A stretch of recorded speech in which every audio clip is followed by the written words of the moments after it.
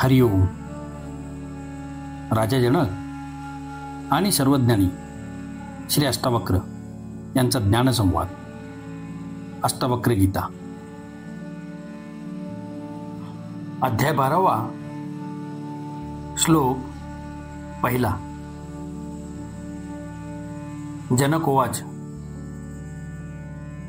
काया कृत्यासह पूर्वं ततो वाग्निस्तरासहं अथ चिंतासहस्तस्मात् देवमेवाहमास्थितः.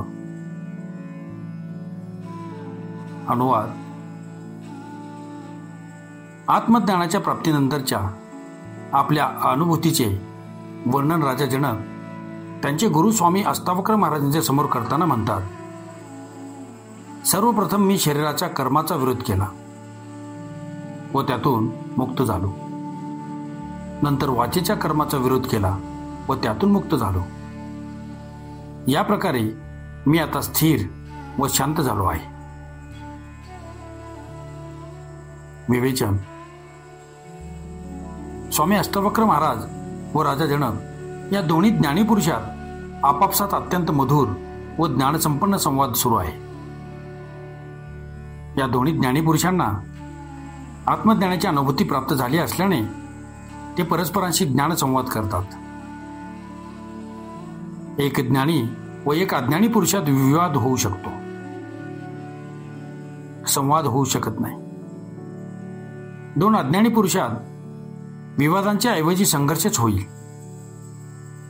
अष्टावक्र स्वामीजींच्या कृपेमुळे राजा जनकाला आत्मज्ञानाची प्राप्ती झाली आहे. या ज्ञानप्राप्तीच्या क्रमाचे वर्णन करताना राजा जनक निवेदन करतात की वासनेमुळे चित्तात तरंग निर्माण होतात. त्यामुळे मनात विचारांची, इच्छांची सुरुवात होते.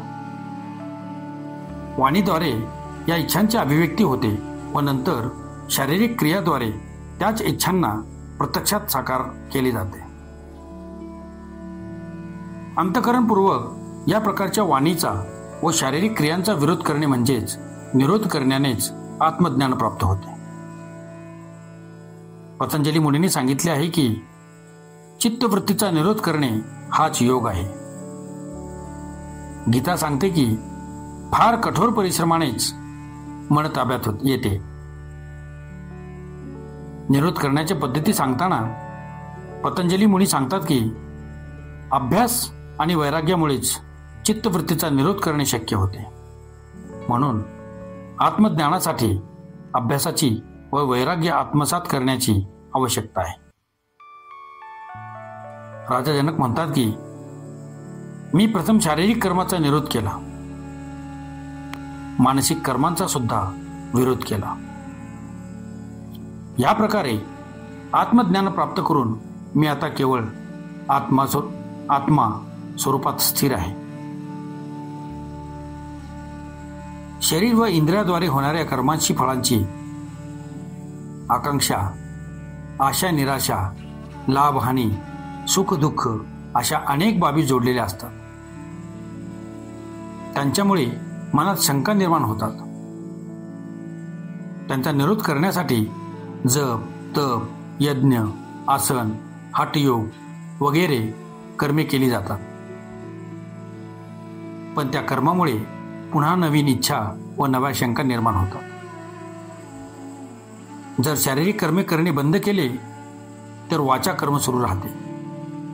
भजन, कीर्तन, मंत्रोच्चारण, प्रवचन, उपदेश याप्रमाणे काही ना काही वाचेचे कर्म सुरू असते.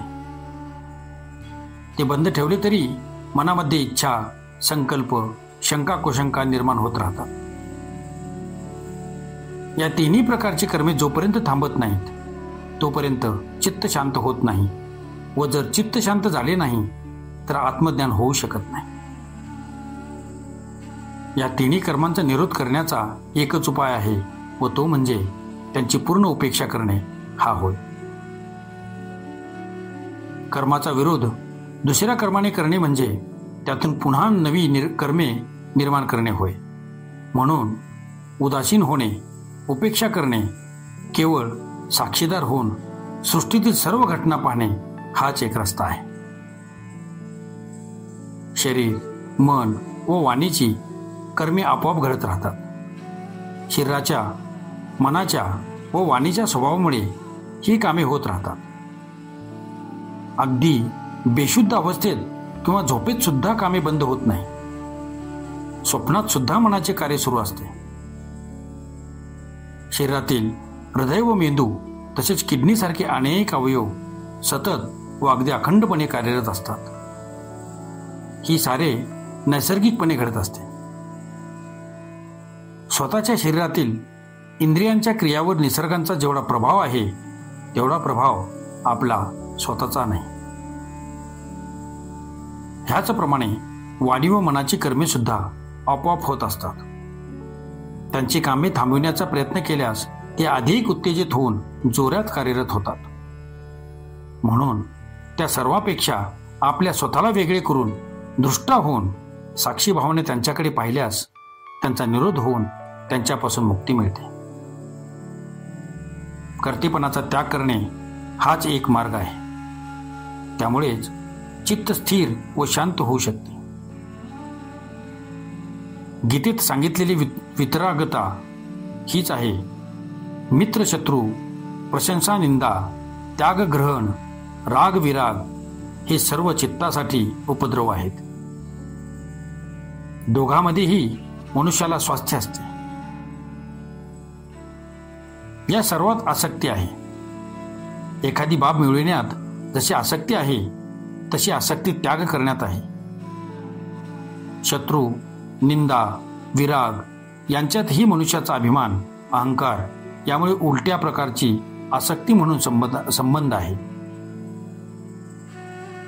म्हणून राजा जनक म्हणतात की आता मी तिन्ही प्रकारच्या कर्मातून वेगळा झालो आहे. या प्रकारे आता मी चैतन्यरूपी आत्माच झालो आहे. अध्याय 12 श्लोक 2. प्रीत्यभावेन शब्दादेर अदृश्यत्वेन चात्मनः विक्षेप एकाग्र हृदय एवमेवाहमास्थितः. अनुवाद. शब्द आणि इंद्रियजन्य विषयांचे बद्दलच्या सर्व प्रकारच्या आसक्ती, मोह व संबंधातून मुक्त होऊन मी आत्मा अदृश्य असल्यामुळे त्याच्याबद्दलच्या ज्ञानाच्या अभावात जे विक्षेप म्हणजे भ्रम होतात त्यांचेपासूनही मुक्त होऊन एकाग्र होऊन मी स्थिर वृत्तीने अस्तित्वात आहे. विवेचन. मन वासनाग्रस्त आहे व शरीराचे माध्यम वापरून मन या वासनांची पूर्ती करते. शरीराची 5 ज्ञानेंद्रिय आहेत व 5 कर्मेंद्रिय आहेत.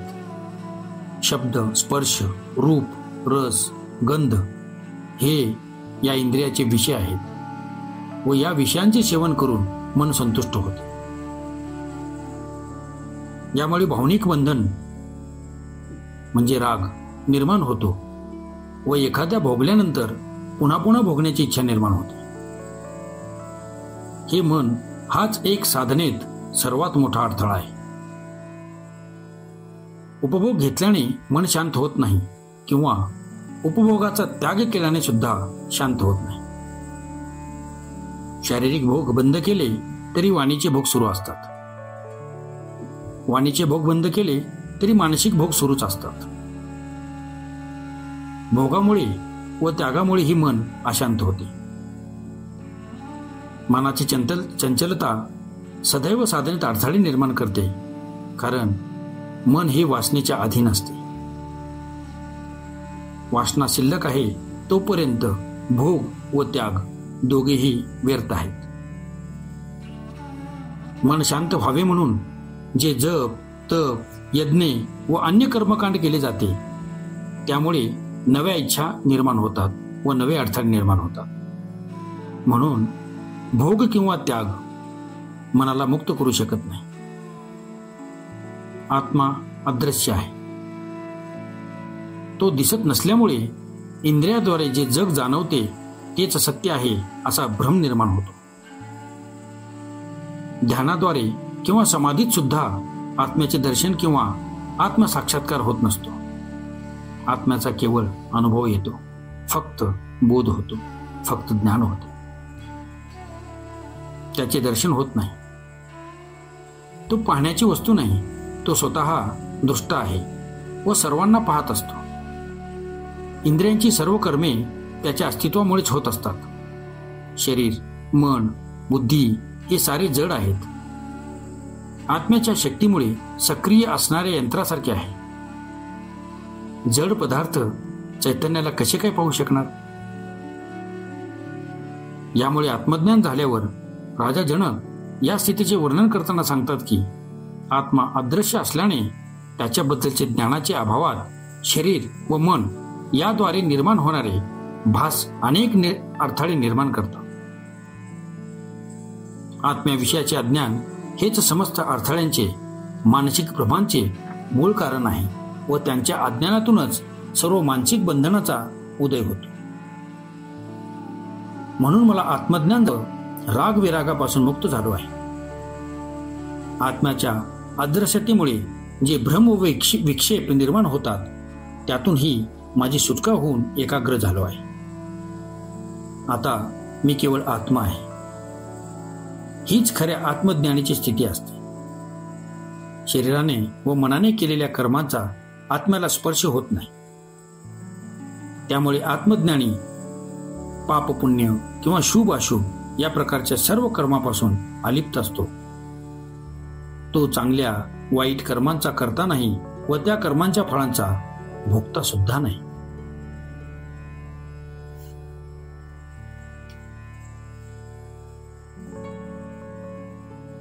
अध्याय 12, श्लोक 3. समाध्यासादी विक्षिप्तो व्यवहारः समाधये एवं विलोक्य नियम यो मे वाहमा स्थितः. अनुवाद: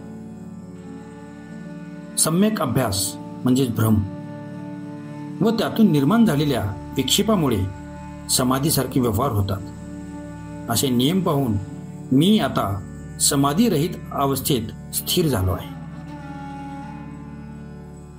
विवेचन: आत्म्याच्या अज्ञानामुळे मनुष्य मन व शरीराच्या इंद्रिये व बुद्धीचा गुलाम होतो. त्यामुळेच तो भोगात रुची घेतो व त्यातून अनेक भ्रम निर्माण होतात. हे सारे भ्रम अंधारात नेणारे व अज्ञानातून निर्माण होणारे आहेत. खरे काय, खोटे काय, तथ्य काय, भ्रम काय, विवेक कोणता व मूढता कोणती याचे ज्ञान आत्मज्ञानाच्या प्रकाशात होते. अज्ञान दूर व्हावे व आत्मज्ञान प्राप्त व्हावे या हेतूने काही जण समाधी लावण्याचा व्यवहार करतात. आत्म्याचे ज्ञान समाधी अवस्थेत होते. परंतु राजा जनकास आत्मज्ञान प्राप्त झाल्याने तो यासारख्या व्यवहाराकडे साक्षी भावने पाहत आहे. राजा जनक समाधी रहित होऊन आत्म्यातच जणू एकरूप झाला आहे. त्याला आता समाधीची आवश्यकता उरलेली नाही. साध्य प्राप्त झाल्यावर साधने निरुपयोगी होतात. म्हणून राजा जनक म्हणतो की अज्ञानामुळेच भ्रम निर्माण होतो, दिशाभूल होते व त्यामुळे लोक समाधी लावतात. परंतु मी आत्म्याशी एकरूप झाल्याने समाधी रहित होऊन या नियमांकडे साक्षी भावाने पाहत आहे. आता मी आत्मानंदात आहे. या सर्व विवेचनाचा बोध एवढाच की आत्मज्ञान केवळ बोधामुळे होऊ शकते. ज्याला बोध झाला नाही त्याला ध्यानधारणा, समाधी वगैरे गोष्टी कराव्या लागतात. अन्यथा त्याची आवश्यकता नाही. समाधीशिवाय मिळणार नाही अशी काही आत्मज्ञानाची अट नाही. अहिंसा, सत्य, दया, करुणा याशिवाय ते होणारच नाही. यम, नियम, आसने, प्राणायाम यांच्याशिवाय मिळणार नाही अशा काही अटी नाहीत. आत्मा तर सदैव उपलब्ध आहे. जागृत होऊन त्याचा बोध करून घ्यावयाचा आहे.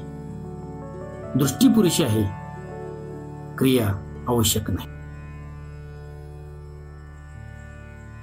ओम शांती शांती शांती.